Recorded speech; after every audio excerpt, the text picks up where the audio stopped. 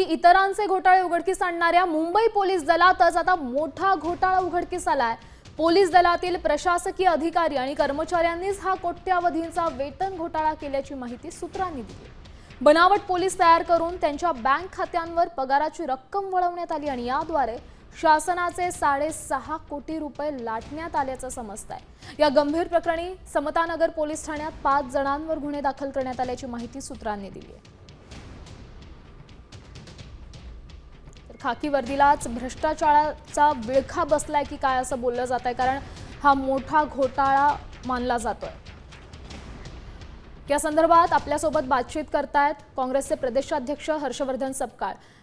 हर्षवर्धन जी नमस्कार। खरं तर मोठी बातमी आहे, पोलीस खात्यासंदर्भातली मोठा फेरफार झाल्याचं कळतंय, पगारात भ्रष्टाचार झाल्याचं कळतंय, काय सांगाल? एकंदरीत गलथान कारभार जो आहे तो सातत्याने समोर येतोय। हा गलथान कारभार नव्हे तर एक कट कारस्थान आहे आणि या कट कारस्थानाची पाळंमुळं ते भारतीय जनता पक्ष अर्थात ही देवेंद्र फडणवीसजी यांच्यापर्यंतही पोहोचलेली आहे। महाराष्ट्राचा पोलीस विभाग पांडू हवालदार चालवत आहे असा आम्ही जेव्हा आरोप केला तेव्हा या टीकेला कुठेतरी त्या ठिकाणी राजकीय हेतूने आरोप हा बघितला गेला। मात्र आपण सातत्याने बघतायत की जशी प्रकरणं येतात आहे, खराब प्रकरणात सिलेक्टिव्ह फक्त व्हिडिओ बाहेर काढणे, यासोबतच संतोष देशमुख यांच्यातलं असणारा हत्याकांड असेल, बलात्काराची वाढती प्रकरणं असेल, या सर्व होता आता पोलीस विभागातच तोत्यागिरी जी आहे ही समोर आलेली आहे, ती सिद्ध झालेली आहे।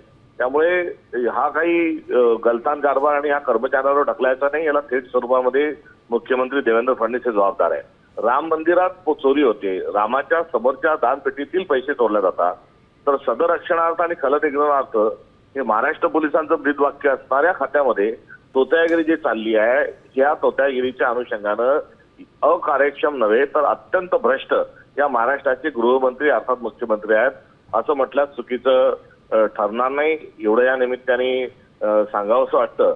आणि सोबतच हा एकंदरीत जो सर्व प्रकार आहे हा ऑनलाईन असताना असं कसं होऊ शकतं हा देखील एक प्रश्न टेक्नॉलॉजी अस्तित्वात असताना होऊ शकतं, हाही या ठिकाणी उपस्थित करू द्या।